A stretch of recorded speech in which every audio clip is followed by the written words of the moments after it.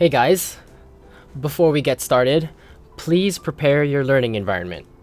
I want you guys to be in an environment where you're comfortable and don't have any distractions. Okay? So go ahead and pause the video while you take care of that.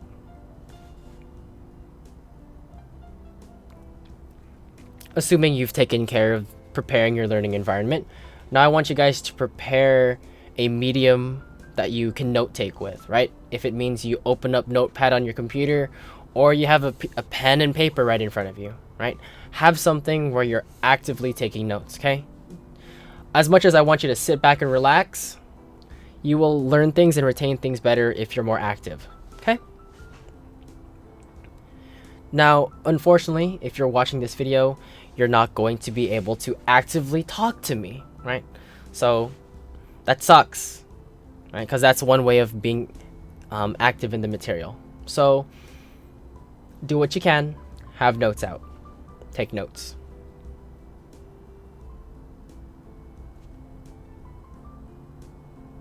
All right, assuming you have everything I've asked you to prepare, I would like to welcome you to eMentality Development's first webinar hosted by me, Misleading. And in today's webinar, we will cover cognitive psychology and connecting it to League of Legends. All right. More specifically, we are going to talk about how adults learn, mnemonics, and how interference affects learning. Now, before we get started, who am I? Like, why even listen to me, right? So, I am Angelo Misleading, right? And I have been active in LOL esports for about 2 years now. I have worked across multiple regions, more specifically North America, Europe, Oceania, and Latin America North. And I have experience working with teams of varying degrees of skill. So I've worked with amateur teams, Challenger Series teams, and LCS teams. My passion lies in finding motivated individuals and guiding them in increasing their personal value. Okay, so I want to find people like you guys who want to improve and pretty much fast track you guys so that you can reach your potential and even push past it. Okay. Now again, the topics that I'll be covering is how adults learn, mnemonics and what they are if you don't know what they are, and interference. So adults learn with a combination of these 7 things, okay? Self-directed behavior, engaging in the material, self-reflection and critical thinking, feedback, team learning, effortful tasks for a continuous time period, and no ambiguity. So starting with the first point, adults learn effectively by having self-directed behavior, taking responsibility for their own learning. You guys are already making the first step in having self-directed behavior. You're watching this video, okay? You are interested in learning more about, cognitive psychology, okay? And what more specifically, how it connects to League of Legends, okay? When you take responsibility for your learning and you recognize that it's no one else's responsibility to learn anything but your own, you retain the information better, right? It's like you do things better when you want to do it versus when you don't want to do it, right? So if you take classes, and you're in college, or maybe you're at work and you're in training, you will retain things better, you'll learn material better, or you'll finish your training faster or your job faster if you want to do it. Okay? The days that you don't want to learn, or you don't want to show up to school, or you don't want to show up to work, days will go by slow and everything will be pretty sad, right? But if you can at least convince yourself that, hey, I'm here because I want to be here, or, it's my responsibility to be here, so I got to give my best, you will become a more effective individual and you will become more effective in learning something new. Okay? And you're also more likely to less likely to forget things. All right. So, number 2, engaging in the material. Right? You want to just hard engage into what you're trying to learn, right? Just Malphite ult the thing. If you're not engaged in the material, you're going to remember the material less, and when you're also trying to remember it, you'll also forget it more, okay? Now, by engaging the material, what I mean by that is you're active about it, okay? Just like I've mentioned earlier, you should be taking notes, okay? You should be typing down, what's new, what you want to keep, okay? Not necessarily just sitting back and just listening, okay? Because when you're passive, it's more likely than not to just go in one ear, kind of just dance in your head, but as more and more information goes in one ear, things start to overflow here in your working memory and then go out the other, okay? But by engaging in the material, it goes in one ear, in your working memory, down on something, okay? Down on something and into your stored memory, and then when it becomes too much, it goes out. But you won't lose everything that comes out because some of it went into your stored memory as you were writing it down somewhere else, right? So you're also putting the responsibility of the material that you've learned and remembering it onto something else, okay? So engage in the material. Lean forward, okay? Now, just like Draven does almost all the time, don't be narcissistic. Do a lot of self-reflection, okay? And critically think about the deeper meaning of what you're learning. Now, face value, you can just be, 1, 2, 3, 4, 5, 6, 7. Okay, cool. This is what each of these means, and this is how to do it. If you just leave it at that, which is face value, you won't learn anything. You'll probably remember it for a little bit, but then you'll forget. Okay, and then that's not really learning. That's wasting time, to put it bluntly. Okay, but if you take a look at all these 7 things, and you think back to yourself after the seminar is over, how can I apply these things to myself? Okay, of course you're going to do it during the seminar, right? At least hopefully. But if you're doing it, but do this after, self-reflect after. What can I do to improve myself knowing what I learned from misleading seminar? Right? What is the deeper meaning? Can I do other things with this information besides applying it in real life or applying it to League of Legends? What other things besides cognitive psychology can I apply to League of Legends? Can I fix my diet? Should I exercise more? Maybe I need to play more. Right? It's all about trying to find the deeper meaning of material when it comes to trying to learn something. Okay? And if you're able to make those connections, you will effectively increase your capabilities to learn. Now, feedback, okay? Do what it takes to, chase people down, get their attention, and really give you what you want to hear or what you don't want to hear, okay? Feedback is important because people can be bounded in regards to their rationality, right? What you know actually influences what you think, no duh, but what you know also limits your ability to think, okay? Now, what I mean by this is that you have a limited perspective, right? If you only knew and could only analyze information with what you knew, you are bounded by what you know and only what you know. But when you start including outside sources, okay, of maybe your friends and their opinions, your family and their opinions, maybe even me and my own opinions, once you start expanding your horizon or your perspective and you start welcoming feedback, okay, you start to grow exponentially, I would say. Okay, because there's so many things people can accomplish when people work together. Okay, it's kind of like an ant colony, right? A single ant can't move, like a piece of bone or something, but then when you get like hundreds of other ants, they can move it, right? So get your feedback. If you're doing something wrong and you can't figure it out, or maybe you feel like you figured everything out and you don't think there's anything else more to learn, have somebody else give you feedback, because they can and they will give you a different perspective, and you can and you will learn something. And that in and of itself is effective learning. Now, unlike a Mumu who will never understand what it's like to work with other people, okay, team learning is one of the greatest environments to learn something. Okay, very similar to how feedback works and how it's important to have the perspective of other people, right? That is because it's team learning. Okay, in team learning, the advantages that team learning has is that whenever one person in that team doesn't understand something or doesn't get the material just in general, that person can go to the other members of his or her team and ask them for help, and vice versa. Okay, and also because of the collective opinions of everything, they can, all their thoughts and all their concepts can all mesh together and create a new product or idea that's that's better than anything that they could have come up individually, right?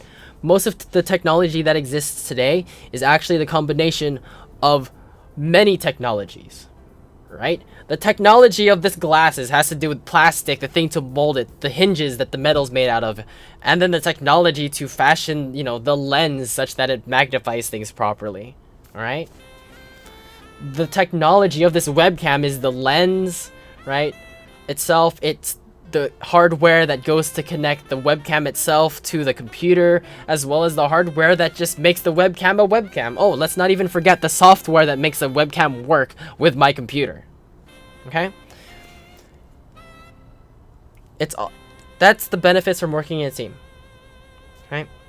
So, whenever possible, especially because League of Legends is a team game, go into games with your friends. Go into games with people you want to learn with. If you want to improve how you perform, whether individually or as a team, and team fundamentals and stuff, do it with people. Do it together. Okay? If you can make friends in normal queue, make friends in normal queue. Okay? Don't be toxic and alienate yourselves from one another. Work together and learn together, right? And if every game that you play, regardless if you win or lose, you learn, you technically always win. You always gain something positive. And that's the way it should always be. Anything and everything you do should be positive for you, okay? So be effectual about it and just be positive. Now, effortful tasks for a continuous time period is also another way adults learn effectively.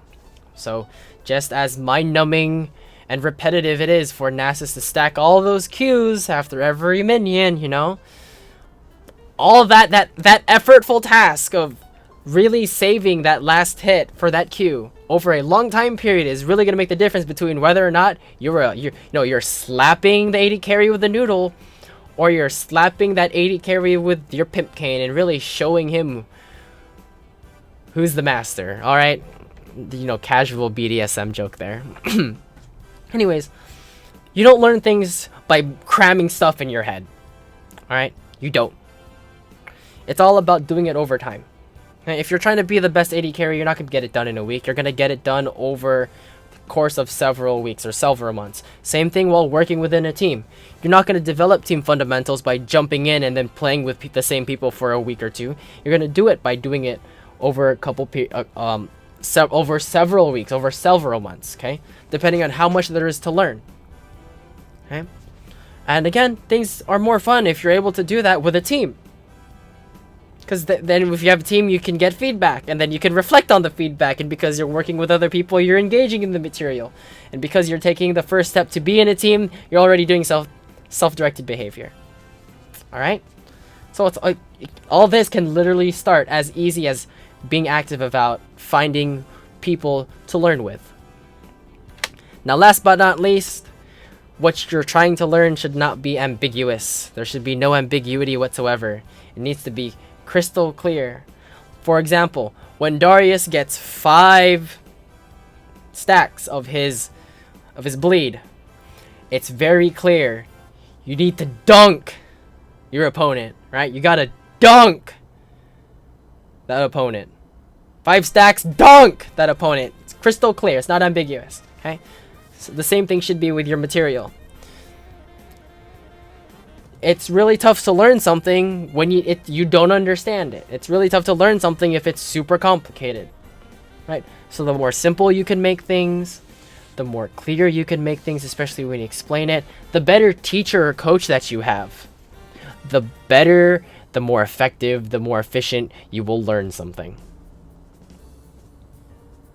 If you have any questions so far, leave it in the comments, and I'll answer them as unambiguous as I can.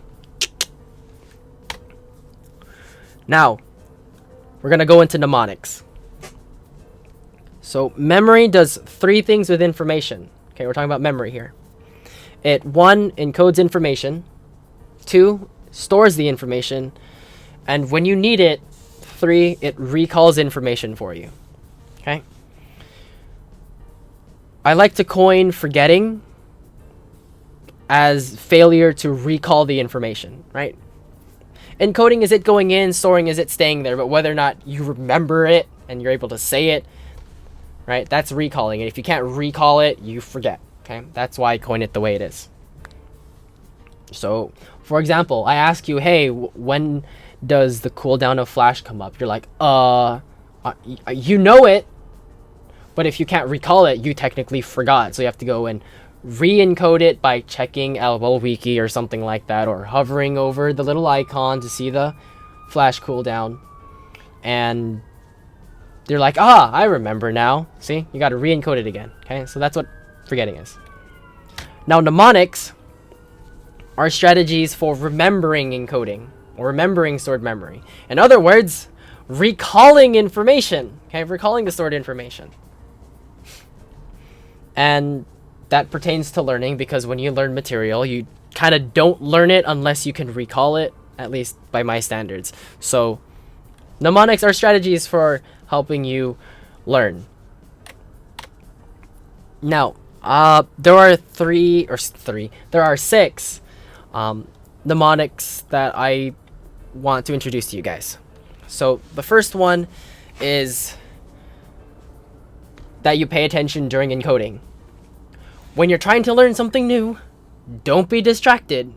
If you're on your phone when your professor in class is lecturing you, or you're in training but you're thinking about, I wonder what I should have for dinner, you're distracted, okay? And when you're distracted, you're not going to learn. For example, if you're doing some other things while you're listening to this video, you're not going to understand what the video is going to be about. It's as simple as that, okay?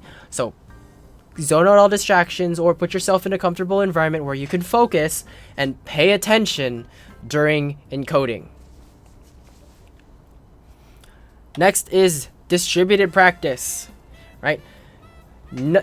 It's already scientifically proven that the best way to study, the best way to learn, is to do it over a period of time, to not procrastinate and, mass things together, right? You're not going to get effective shroom coverage with Teemo if you always wait till you have full shrooms and then splurge it all out. You vomit it out all over the map, especially if you vomit all over the map in just in a single area, right? The really good Teemos and the really good people distribute their practice, distribute the mushrooms all over the place over periods of time, okay? And that's how things are most effective. Sorry for using the Teemo reference, guys. We all know we want to kill Teemo. Now, 3 is that we avoid interference. I will cover interference a little bit later in this seminar. But that's just there because that is a mnemonic. That is a strategy for learning, okay? Don't let there be an intervention. Next is use elaborative processing. So very similar to self-reflection and critical thinking. Elaborative processing is trying to focus on making the interconnections between material.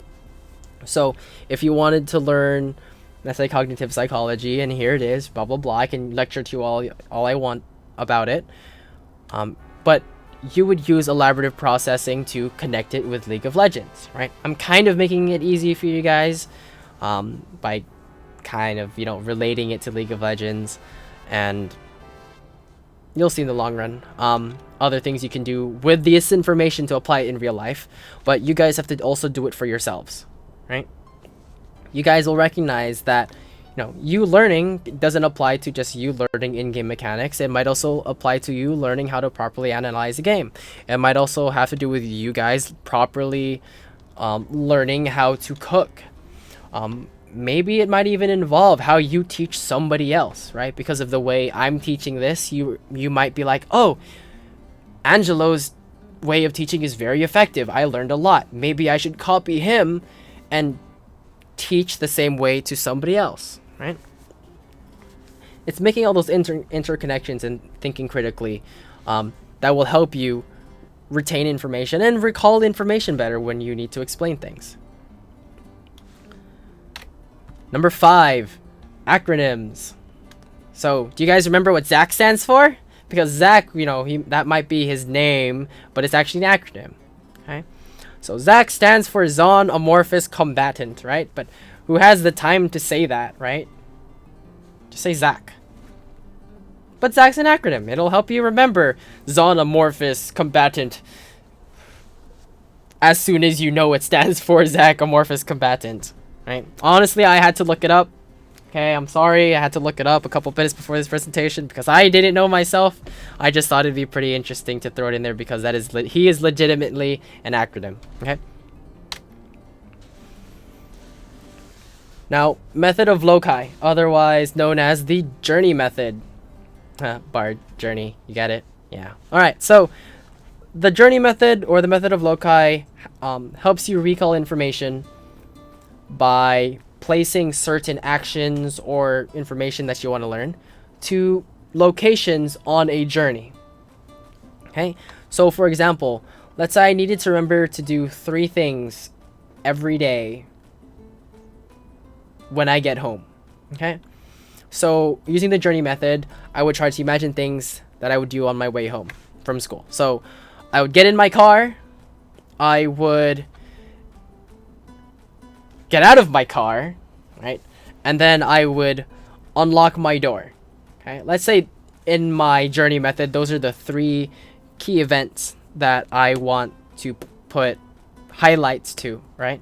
And let's say the 3 things I need to do are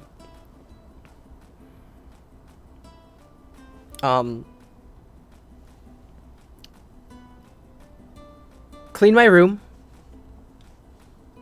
restart my computer, and I don't know,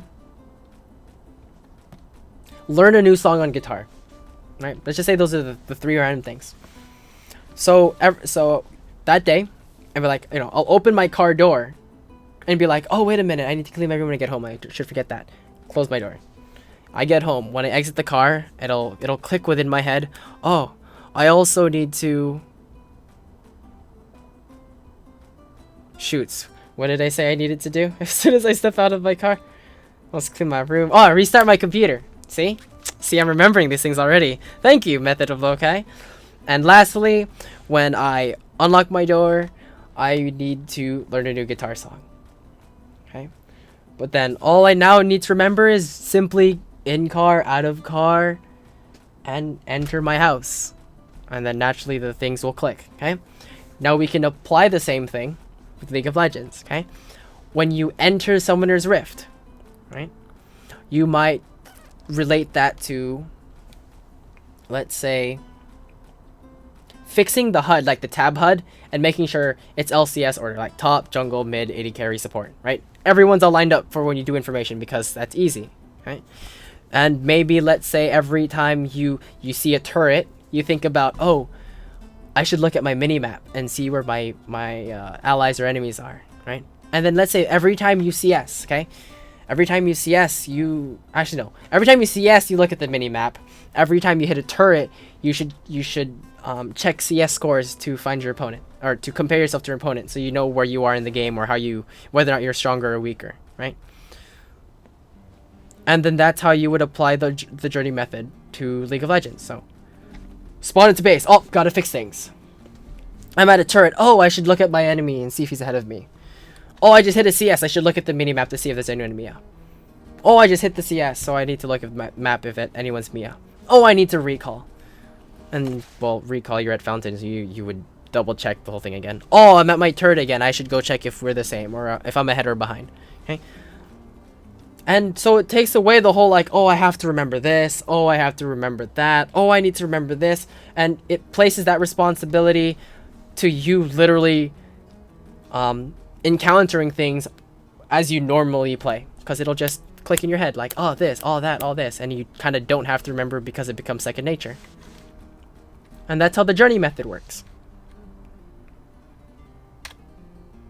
So if you have any more questions about that, go ahead and leave that in the comments below so I can answer them. Now, the last topic that I want to talk about is interference. Now, interference occurs when similar items or similar materials that you're trying to learn interfere with each other during the encoding process. Retroactive interference occurs when later learned information interferes with earlier learned information, and proactive interference occurs when earlier learned information interferes with later learned information. Okay, so essentially, anything I learn now will affect anything I will learn later, especially if they're similar. And also, anything I learned now will also affect everything I learned before, especially if they're similar, and vice versa. Okay? So interference happens no matter what. And so that being said, we want to reduce interference wherever we can. Now, examples of retroactive interference in scientific studies. Okay? Now, the experimental group would study for an exam, would attend a class related to the exam, and then they take the exam. The control group would study for the exam. They would do nothing for the same amount of time the experimental group would have taken classes. They would do nothing. They'll sleep or close their eyes and relax. Right? But they'll do nothing. They won't learn anything. And then they'll take the exam. Now, which group performs better on the exam? Now, as much of you would like to say, oh, obviously the experimental group, because they studied for the exam, they attended the class about the exam, and then they took the exam, that they did the better ones, right? But studies show that the control group is actually the one who did better, because what they studied for with the exam, right? What they learned there was interfered by them attending a class before taking the exam. Okay. Here's another example. An experimental group studied for exam A, and they attended class B, and they took an exam based on what they learned, based on the material A. Now, the control group, they studied for exam A, they attended class A, and they took an exam on A. Now, which group do you think performed better on the exam? Most of you might think that because the control group did better because they studied for exam A, they attended class A, and then took an exam on A. All right? But in actuality, it's the experimental group who performed better. The ones who studied for exam A attended a class that was different, and then they took an exam on A. And the reason why is retroactive interference. Because when you study for class A and you attend class A, and they are similar material, it affects what you're able to learn when you take the exam on A. Okay? Now, if you study really hard for exam A, and then you take a class B, which is different material, and you take an exam on class A, or exam on topic A, you perform better because what you studied for and then the class that you attended, where again you're learning, the topics that you're learning are dissimilar. Okay, unlike the control group where it is similar. Okay, there was a lot of retroactive interference. So that being said, the best thing before an exam to do is to do absolutely nothing. Okay, relax, sleep, and you'll do fine on the exam, provided you're prepared for it. Okay, don't necessarily study right before or have anything bother you that, even before you study. Just relax. RELAX, relax. Okay, and if you are taking classes or you're trying to learn something new and naturally it's back to back and you can't do anything about it, try to have classes that are dissimilar, okay, to avoid retroactive interference. Okay, If, for example, you are stuck in the same room and you have to learn material, change up your environment a little bit. Okay? If you're in the same classroom and you have two different classes back to back, change seats. Okay? Put yourself in a different environment. Make it dissimilar so what you learn doesn't interfere with what you learned before or what you learned after. Okay? So that's retroactive interference. Now, some examples of proactive interference. Okay, so here we go, another scientific study. The control group did nothing, studied for the exam, and then they took the exam. Okay, the experimental group attended a class where they learned something about the exam, studied for the exam, and then they took the exam. Now, which group performed better on the exam? Hopefully, you've learned what interference is and what it does, and you've noticed the trend. And you said that the control group did better because they did, right? The control group that didn't have to learn anything before they studied for the exam and then took the exam did better than the experimental group who attended a class prior to studying. Okay? Because the fact that they attended class gave proactive interference to them studying for the exam. Now, the last thing I want to just touch on is environment interference. Okay, so here's another example. Now, it gets a little bit tricky, so try to bear with me here and follow along. If it helps, kind of write down on your little notepad or whatever, like a diagram of how things work. Okay. Now, the control group learned A in a blue room and also learned B in the blue room. Then they took an exam on A in a green room. Now, the experimental group learned A in a blue room and learned B in a different red room. And then they took an exam on A in a green room. Now, keeping in mind what you guys know about interference again, about how similar things interfere with learning, which group do you think performed better on the exam? If you said the experimental group, where the people learned A in a blue room, learned B in a red room, and then took the exam A in a green room, performed better than the other group, then you're correct. The fact that they learned in a different room a different topic rather than learning the different topic in the same room I should probably start over that. The fact that the experimental group learned two different topics in two different rooms rather than in the same room, they performed better. They retained information better. That's also kind of the main reason why, because that is true. If we go back to the very beginning, I ask you guys to prepare a learning environment, because your learning environment should be different from your casual environment. Okay?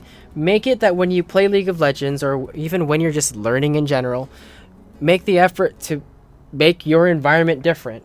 If you typically are in a messy room, clean it up. Maybe if you're typically in a really clean room, make it messy a little bit. And if you really don't like mess and that's a distraction, bring some things in to make it a learning environment. Maybe every time you're trying to learn or you're playing ranked, you have a warm cup of tea. You have a huge bottle of water. I don't know. You drink energy drinks. I don't know. Do something to make your learning environment or your competitive environment different from your casual environment. Because if you separate those environments, your effectiveness in trying to learn something improves just by a little bit, simply because there's no interference. Okay? So because you are watching this video and you didn't attend the seminar, you don't get to hear me lecture on this bonus material. right? But I want you guys to still have access to it in regards to play and pause, so you guys know what it was. But if you want to talk about that bonus material one-on-one, feel free to hit me up. If it's under the free services that I offer, I'll talk off and inform you guys about it. If it's not, then unfortunately you'd have to pay for that. Right? So anyways, thank you guys for participating in the first webinar by eMentality Development, hosted by me, Misleading. Please don't forget to follow me on Twitter so you guys have consistent updates of what I like to throw on there and when the next seminar is, most likely next week.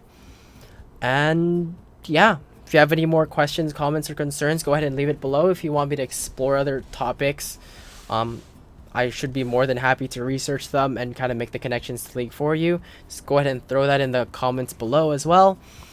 And yeah, hope you guys are able to take away everything I've talked about.